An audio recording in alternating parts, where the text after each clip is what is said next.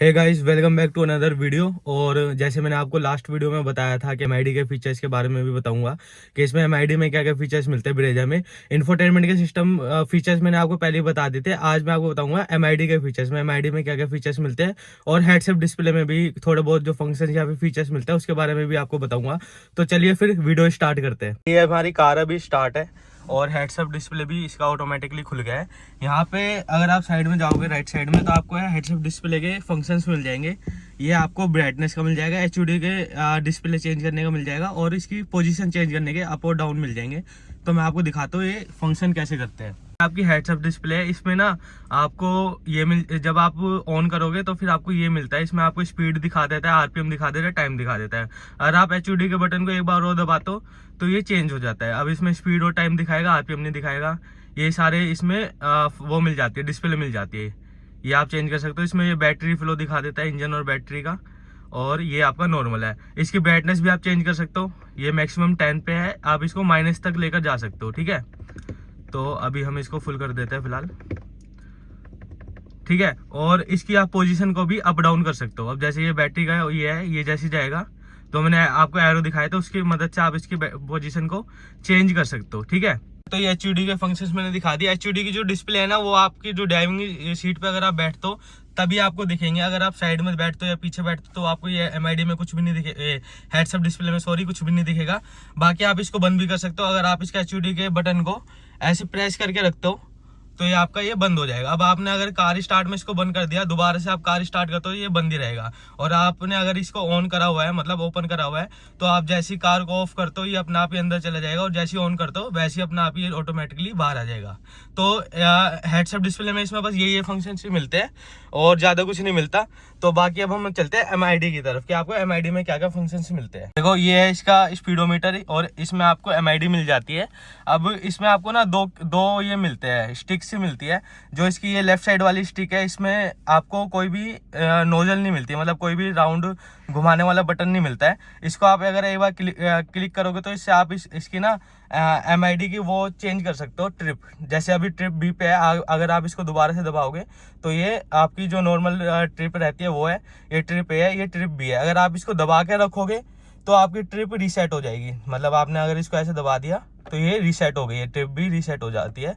और आप इसको ऐसे देख सकते हो। बाकी इसमें यही फंक्शंस मिलते हैं। इस साइड जो आपकी राइट साइड वाली नोजल है, मतलब राइट साइड वाली जो स्टिक है, इससे आप इसके फंक्शंस को, बाकी फंक्शंस को एनेबल कर सकते हो। अब इसमें क्या क्या फंक्शंस मिलते हैं, सबसे पहले तो आपको देखो ऐसा कुछ इसका स्पीडोमीटर मिलता है, स्पीड आ जाती है, आरपीएम मिल जाता है। इसमें आपको फ्यूल का दिखा देता है, टेम्परेचर का दिखा देता है, और अगर कोई वार्निंग वगैरह आती है तो वो वार्निंग भी आपको इसमें डिस्प्ले कर देता है। ठीक है, अब इसमें क्या करना है, अगर आप इसकी इस वाली स्टिक को एक बार प्रेस करते हो तो ये यहाँ पे आपको और फीचर्स दिखा देता है। एमआईडी में दूसरी स्क्रीन आ जाती है। यहाँ पे आपको किलोमीटर पर लीटर, मतलब फ्यूल इकोनॉमी वगैरह दिखा देता है। यहाँ पे आपका ड्राइविंग टाइम दिखा देता है कि भाई आपकी गाड़ी कितने टाइम से स्टार्ट और ड्राइव कर रही है। ठीक है, और ये आपका टोटल आइडल स्टॉप स्टार्ट दिखा देता है। ठीक है, ये यहाँ पे जाओगे तो आपको क्लॉक और टाइम वगैरह दिखा देता है। यहाँ पे आपका मोशन कंट्रोल, मोशन मतलब मोशन दिखा देता है। दोबारा से क्लिक करते हो तो आपको यहाँ पे टॉग और पावर दिखा देता है। जैसे कि अभी हमारी कार स्टिल खड़ी हुई है, अगर आप रेस दबाओगे तो ये टॉर्क और पावर अपने हिसाब से दिखा देता है। तो ये आप इनको ना, इन स्क्रीन्स को आप एमआईडी में सेट भी करके रख सकते हो। ठीक है, अभी ये चेंज करेंगे, एक्सीलरेशन एंड ब्रेक दिखाएगा। अभी ये ग्राफ टाइप में दिखाता है, जैसे मैंने अभी एक्सीलरेशन दिया है तो ये आपको ग्राफ दिखा रहा है कितनी देर के लिए आपने एक्सीलरेशन दिया है। ये यहाँ पे आपका, क्योंकि स्मार्ट हाइब्रिड आता है तो बैटरी मिलते हैं, तो बैटरी से कितनी पावर मिल रही है और इंजन से कितनी मिल रही है ये आपको इसमें ये दिखा देता है। ठीक है, ये यहाँ पे अब आ जाती है आपकी ब्लैंक स्क्रीन। ये ब्लैंक स्क्रीन इसलिए आती है क्योंकि आप इस स्क्रीन की मदद से अपने और भी फीचर्स को इनेबल कर सकते हो और उसमें सेटिंग्स को चेंज वगैरह कर सकते हो, जो आपको इसमें एमआईडी में सेटिंग्स मिलती है। आपको सिंपल क्या करना है, इस स्टिक जो है ना, इसको लॉन्ग मतलब प्रेस करके रखना है 2-3 सेकंड तक। जैसे आप इसको प्रेस करके रखोगे तो आपके ये फीचर्स एनेबल हो जाएंगे। ये फीचर्स आपके आ गए और ये फीचर्स आपके इसमें एनेबल हो जाते हैं। अब इसके बारे में आपको जैसे नीचे दिख रहा होगा कि भाई अगर आप इसको रोल करते हो तो सिलेक्ट कर सकते हो, और अगर आप पुश करते हो तो सेट कर सकते हो। जैसे कि रोल, इसमें मैं आपको दिखाता हूँ, ये जो है ना ये रोल हो जाता है इसका, ये वाला राइट साइड वाला ही होता है, लेफ्ट साइड वाला नहीं होता है। ठीक है, क्लिक की आवाज आपको आ रही होगी ऐसे। अब इसको क्या करना है, जैसे कि आपने इसको दबा के रखा, ये आपकी सेटिंग्स एनेबल हो गई है। अब इसमें जो जो सेटिंग्स मिलती है ना उसके बारे में आपको जल्दी से बता देता हूँ मैं। सबसे पहले आपको मिलता है डिस्टेंस यूनिट। डिस्टेंस यूनिट में क्या रहता है, आप इसको अगर क्लिक करोगे तो आपको डिस्टेंस किस फॉर्म में चाहिए, किलोमीटर में चाहिए, माइल्स में चाहिए, ठीक है। या आप अभी किलोमीटर पे सेट है, अगर आपको इस पर माइल्स पे सेट करना है तो सिंपल इस पर क्लिक कर दो, सेट हो जाएगा। फिर इसको दोबारा से एंटी क्लॉकवाइज रोटेट करके आपको बैक पे करोगे तो सिलेक्ट, तो बैक हो जाएगा। अब दूसरा जो इसमें मिलता है वो मिलता है फ्यूल इकोनॉमी। फ्यूल इकोनॉमी में आपको क्या रखना है, मतलब किलोमीटर पर लीटर लिखना है या फिर लीटर पर 100 किलोमीटर, वो आप अपने हिसाब से वो कर सकते हो, सेट कर सकते हो। लैंग्वेज इसमें आपको मिल जाती है, कौन सी लैंग्वेज आपको सेट करनी है। अब इंग्लिश हो रखी है तो वो इंग्लिश ठीक है मेरे लिए।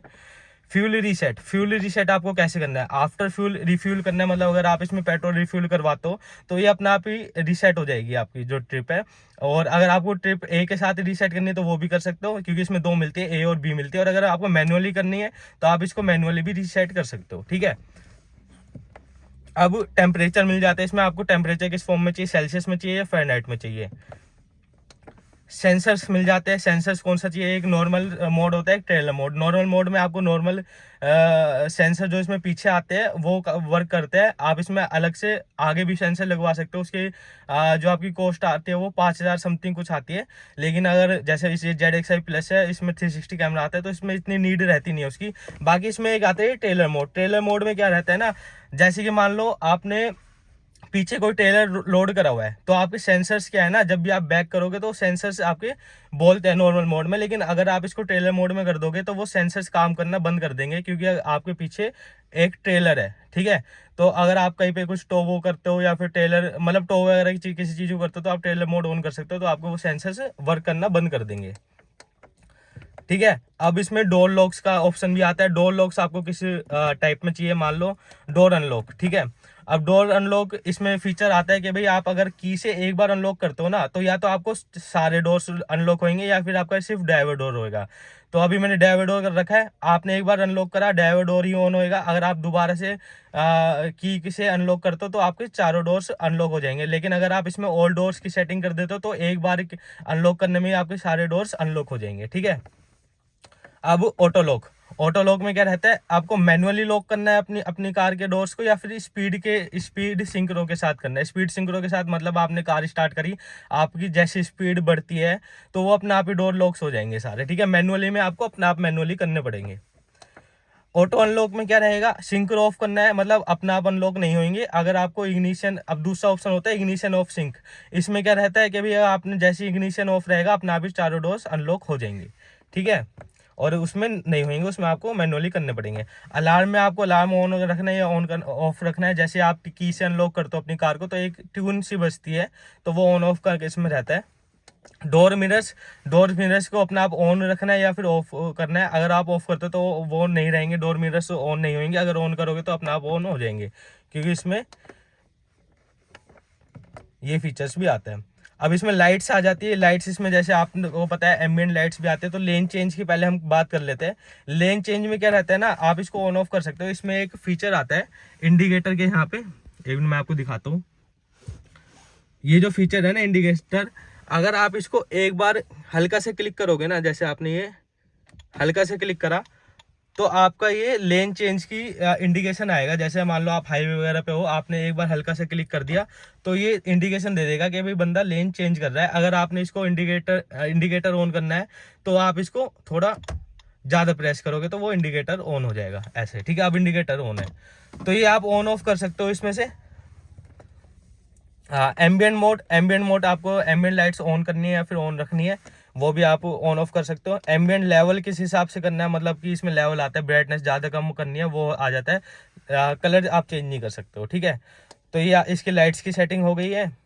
अब गाइड में लाइट्स जैसे कि मान लो आपने की से अपनी कार अनलॉक करी तो रात को क्या रहता है ना, इसकी लाइट्स अपने आप अनलॉक पे 25 सेकेंड्स तक ऑन हो जाती है। तो अब इसको आप ऑन ऑफ कर सकते हो और कितने सेकंड्स तक ऑन रखनी है वो भी कर सकते हो। अब मैंने 25 सेकंड्स करी है तो उससे रहेंगे। टू होम ये भी आप कर सकते हो, ऑन ऑफ कर सकते हो। तो फिर ये अगर आप ऑफ कर देते हो तो फिर अनलॉक पे कोई लाइट्स ऑन नहीं होगी नाइट में। एंटी थीव का ऑप्शन मिल जाता है। एंटी थीव में आपको सेंसर्स मिल जाते हैं। शॉक सेंसर को आप ऑन रख सकते हो या फिर ऑफ रख सकते हो। प्री वार्निंग आपको इसमें देगी। शॉक सेंसर प्री वार्निंग रहती है इसमें, आप इसको ऑन ऑफ कर सकते हो। मतलब अगर थोड़ा सा किसी ने हल्का सा टच कर दिया तो आपका ये सेंसर आपको इंडिकेशन देगा, ठीक है। तो आप इसको भी ऑन ऑफ कर सकते हो। इसके लेवल भी आप एडजस्ट कर सकते हो। मतलब मान लो इसमें कितने लेवल्स आते हैं, इसमें आता है आपके 15 लेवल्स। तो अभी ये हाईएस्ट पे है, मतलब थोड़ा सा भी आपकी कार के साथ छेड़खानी होगी तो इसके अलार्म ऑन हो जाएंगे, ठीक है। अब ये होता है फुल वार्निंग। फुल वार्निंग में क्या रहता है, आपको ये पूरी वार्निंग देगी। जो वो ट्यूनिंग आती है ना, आवाज़ चेंज वगैरह हो जाती है, तो वो उसके फीचर्स है ये। इसका भी आप लेवल चेंज वगैरह कर सकते हो। अभी ये हाईएस्ट लेवल पे है, लेवल 15 पे, ठीक है। ऑफ करना है तो आप इसका फर्स्ट वाला ऑप्शन ऑफ कर सकते हो। अब आपका आ जाता है आइडल स्टार्ट स्टॉप। एसी का जो फंक्शन इसमें आता है, क्योंकि आइडल स्टार्ट स्टॉप इसमें फीचर आता है। तो इसको आप किस मोड में रखना चाहते हो, स्टैंडर्ड, इकोनॉमी या कंफर्ट। अब इसमें स्टैंडर्ड में नॉर्मल एसी वर्क करेगा, ठीक है, जब आपकी कार स्टॉप होगी। इकोनॉमी में वो थोड़ा सा फ्यूल बचाएगा, मतलब कि ऑटो कट ऑफ थोड़ा ज़्यादा जल्दी होएगा। कंफर्ट में ये आपको पूरा कंफर्ट देगा, मतलब एसी फुल को कूलिंग करेगा। तो ये आप अपने हिसाब से सेट कर सकते हो। जैसे कि अभी थोड़ी सर्दियाँ है तो फिर एसी का यूज़ थोड़ा कम होता है, तो मैंने इसलिए इकोनॉमी पे रख रखा है, ठीक है। अब डिस्प्ले आइटम्स में क्या फीचर्स मिल जाते हैं आपको। सबसे पहले कार कलर। अब जैसे मेरा सिल्वर कलर है कार का, तो मैंने डिस्प्ले जो कार होएगी एमआईडी में या फिर इसके इंफोटेनमेंट में, वो किस कलर से होएगी। तो जैसे मैंने अभी सिल्वर कर रखा है, इसमें आपको 4 ऑप्शन मिल जाते हैं, व्हाइट, सिल्वर, ब्राउन और ब्लू। वो आप अपने हिसाब से जिस कलर की आपकी कार है या फिर जो आपको पसंद है उसके हिसाब से रख सकते हो।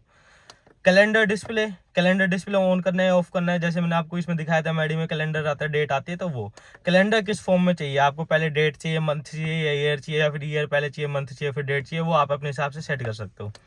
Fuel economy history. अब इसमें आप हिस्ट्री चेक कर सकते हो, आपको टाइम के हिसाब से हिस्ट्री चाहिए या फिर ड्राइव साइकिल के हिसाब से चाहिए, कार कितनी ड्राइव करी है उसके हिसाब से, ठीक है। मोशन हिस्ट्री मिल जाता है आपको, इसमें मोशन हिस्ट्री मिल जाती है। मोशन किस हिसाब से आपको हिस्ट्री चाहिए, ऑन कर सकते हो, ऑफ कर सकते हो। अगर नहीं चाहिए तो आप इसको सिंपली ऑफ कर दो। आइडियल डिस्प्ले इसमें आपको मिल जाती है, आइडलिंग डिस्प्ले, वो आप ऑन ऑफ कर सकते हो, ठीक है। आइडलिंग वार्निंग ऑन ऑफ कर सकते हो आप इसमें अपने हिसाब से, आप ये सब कर सकते हो। रीजनरेशन डिस्प्ले, इसको आप ऑन ऑफ कर सकते हो। तो आपको ये सारे फीचर्स इसमें मिल जाते हैं और इनको आप अपने हिसाब से सेट कर सकते हो। इसमें आपको वो मिल जाते हैं फीचर, ठीक है। अब पार्किंग सेंसर्स होते हैं, पार्किंग सेंसर्स को आप ऑन या फिर ऑफ कर सकते हो। इंटरसेक्शन ऑन ऑफ कर सकते हो, जो इसमें एमआईडी में इंटरसेक्शन आपको मिल जाते हैं। आपने कहीं की लोकेशन वगैरह सेट करी है तो आपको इसमें डिस्प्ले में मिल जाता है, और उसको ऑन ऑफ कर सकते हो। आपको नहीं चाहिए, आपको भाई इंफोटेनमेंट सिस्टम में देखनी है, तो आप इसमें से इसको हटा सकते हो। लाइट्स का ऑप्शन मिल जाता है, आपको लाइट्स ऑन ऑफ करनी है, ठीक है। बाकी ये डिस्प्ले ऑप्शन में ये सारी चीज़ें आपको मिल जाती है। अब ऑप्शन आ जाता है डिस्प्ले सेटिंग्स का। डिस्प्ले सेटिंग्स में सबसे पहले फ्यूल इकोनॉमी को आपको ऑन करना है, ऑफ करना है, देखना है नहीं देखना, वो आप अपने हिसाब से।